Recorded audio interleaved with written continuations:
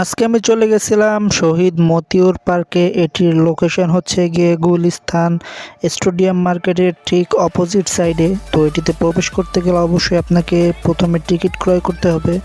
এটির ticket price হচ্ছে 10 টাকা। তো টিকিট কাটা হয়ে গেলে আস্তে ধীরে প্রবেশ করলাম পার্কটির ভেতরে।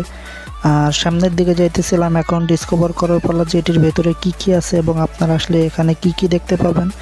তো ডাইন সাইডের দিকটাতে দেখলাম যে বেশ কিছু জিনিসের কাজ চলতেছে, এখনো কমপ্লিট হয় নাই। এখানে গাছের গায়ে দেখলাম যে একটি স্বাগত বার্তা ছিল, যেটির সাথে আরও বেশ কিছু ডিটেলস দেওয়া ছিল। আপনারা চাইলে ভিডিও পজ করে এটি পড়ে নিতে পারেন। তো ঢুকেই বাঁ হাতে দেখতে পাবেন যে কাপলদের জন্য ছবি ওঠানোর জন্য বেশ একটি সুন্দর লাভের শেপ আছে এখানে। তারপরে আবার হাঁটা ধরলাম সামনের দিকে। এখানে দেখলাম যে একটি প্লাস্টিকের বাগ রাখা ছিল, এটি বাচ্চাদের একটি বিনোদনের কেন্দ্র আর কি। তো সামনে দেখতে পাচ্ছিলাম বেশ কিছু দোকানপাট ছিল আর বেশ কিছু রাইডও দেখতে পাচ্ছিলাম সামনে। তো এখানে আসলে আপনারা বেশ অনেক কিছুই কেনাকাটা করতে পারবেন। এর ভিতরে বেশ অনেক দোকানপাট আছে যেখান থেকে আপনারা অনেক কেনাকাটা করতে পারবেন, তারপরে খাবার দাবার খাইতে চাইলে খাইতে পারবেন। তো সামনে বেশ কিছু রাইড দেখতে পাইতেছিলাম। এই দিকটাতে একটি রাস্তা আছে ডাইনের রাস্তাটিতে যাওয়ার আগে আমি এখানে দাঁড়িয়ে একটু ভিডিও করে নিতেছিলাম রাইডগুলোর। সামনে ইলেকট্রিক দোলনা দেখতে পাচ্ছেন, আর এই যে নৌকাটি দেখতেছেন এটা আপনারা অনেকখানি দেখে থাকবেন। এদিকে বাচ্চাদের একটি খেলা করার ছিল, এটা আসলে কি জানি না, কিন্তু বাচ্চারা খেলা করতেছিল এটার উপরে। তারপরে মুড়ে গেলাম ডাইনের রাস্তাটার দিকে আর এগোইতেছিলাম সামনের দিকে আস্তে ধীরে, যে এই দিকটাতে কি আছে দেখার জন্য হাঁটতেছিলাম। এই দিকটাতেও বেশ কিছু দোকানপাট ছিল। এখানে একটি বাচ্চাদের রাইড ছিল। এটা দেখে মনে হচ্ছে যে এটার ভিতরে পুরোটা হাওয়া ভরা, কিন্তু আসলে কতটুকু কি এটা জানি না, কিন্তু দেখে মনে হইলো আর কি যে ওটার ভিতরে পুরোটা অক্সিজেন দেওয়া আর কি।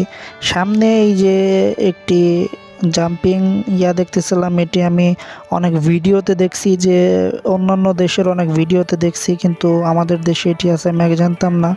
এখানে ভিআর রাইডের একটি অপশান ছিল, যদিও এটি আমি যখন গেছিলাম ওই সময় অফ ছিল।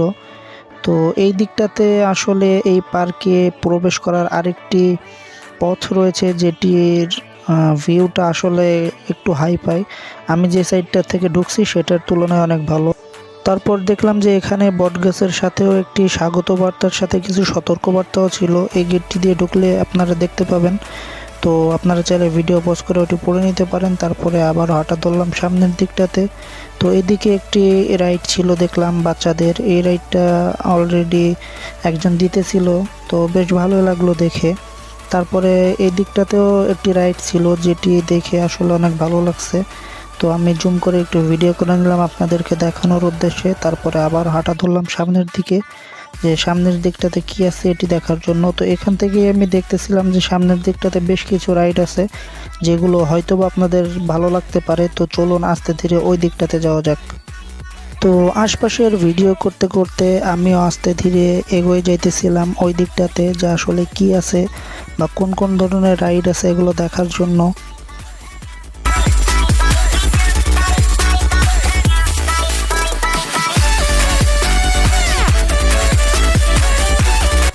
এখানে যাওয়ার সময় দূর থেকেই আমি রাইডগুলো দেখতে পাইতেছিলাম। আপনারা স্ক্রিনে দেখে কতটুকু বুঝতেছেন এটা আমি জানি না, কিন্তু আমি দূর থেকে দেখতে পাইতেছিলাম। এখানে বাচ্চাদের একটি গাড়ি রাইড ছিল, যেটিতে বাচ্চারা চড়তে আসলেই অনেক ভালোবাসে। আর সামনেই নাগরদোলাটা দেখতে পাইতেছিলাম, নাগরদোলাটার ঠিক নিচে আরেকটি রাইড ছিল বাচ্চাদের। এখানে আসলে বাচ্চাদের রাইডগুলাই বেশি অ্যাভেলেবেল। তো দেখে বেশ ভালোই লাগছে। আপনারা বাচ্চাদেরকে নিয়ে আসলে অনেক রাইডেই উঠাইতে পারবেন, খুবই সুলভ মূল্যে আপনারা এই রাইডগুলো দিতে পারবেন।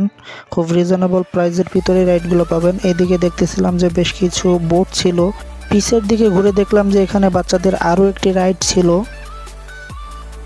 আপনারা যদি চান এখানে বোট চড়তে, তো আমি মনে করি সেটি আপনাদের জন্য অনেক ভালো একটি অপশন হবে, কারণ খুবই রিজনেবল প্রাইসের ভিতরে আপনারা অনেকটা সময় ধরে এখানে বোট রাইড করতে পারবেন। দূরেই একটি সিঁড়ির মতো দেখতেছিলাম পুকুরের ভেতরে। তারপরে এখান থেকে ঘুরে দূরে কি কি আছে এগুলো একটু জুম করে দেখানোর চেষ্টা করলাম আপনাদেরকে। তারপরে আবারও ব্যাক করতেছিলাম পিছের দিকে। তো এটি হচ্ছে গিয়ে সেই সিঁড়ির মতো ইয়াটা যেটি পুকুরের ভিতরে রয়েছে আমি দূর থেকে ভিডিও করতেছিলাম। তো আবারও ভিডিও করতে করতে সামনের দিকে আগাইতেছিলাম। এদিককার এই দোকানপাটগুলোর সামনে দিয়েই আমি যাওয়ার সময় গেছি, কিন্তু ওইভাবে ভিডিও করি নাই। একটু সামনে যেয়ে দেখলাম যে এখানে একটি ভূতের বাড়ি ছিল, কিন্তু বর্তমানে অসুস্থতার জন্য আমি এটির ভিতরে ঢুকি নাই। আর এটির সাইডেই হচ্ছে সেই ইলেকট্রিক দোলনাটি। এখানে দাঁড়িয়ে পুরা এরিয়াটির একটি ভিউ নিয়ে নেওয়ার চেষ্টা করলাম আপনাদেরকে দেখানোর উদ্দেশ্যে। পিছনের দিকে এখানে একটি বাচ্চাদের রাইড ছিল, যেটি আসলে আমি যাওয়ার সময় ওইভাবে খেয়াল করি নাই, পরে ফিরে এসে দেখলাম। এদিকটিতে তাকিয়ে দেখলাম যে নৌকা রাইডটি চালু করছে অ্যান্ড নৌকার দুই মাথায় দুই নিব্বা নিব্বি উঠছে। তো একটু পরে আবার তাকিয়ে দেখলাম যে রাইডটি শেষ হওয়ার পরে যে এখানকার এক নিব্বি অজ্ঞান হয়ে গেছে। তো যাদের হাত দুর্বল বা যারা এইসব রাইডে উঠতে চান না, তাদেরকে সাজেস্ট করব যে আসলে এই রাইডগুলো উঠেন না। আসলে এই রাইডগুলো কিন্তু অনেক রিস্কি, যাদের হাত দুর্বল আর কি। তো গাইজ, আজকের ভিডিও এতটুকুই। এখন আমার বের হয়ে যাওয়ার পালা এখান থেকেই। তো আস্তে ধীরে আমি বের হয়ে যাইতেছিলাম গেটটি থেকে, যে সাইডটা থেকে আমি প্রবেশ করছিলাম। তো আজকের ভিডিও এতটুকুই, দেখা হবে নেক্সট ভিডিওতে। তত সময়ের জন্য ভালো থাকুন, সুস্থ থাকুন, আল্লাহ হাফেজ।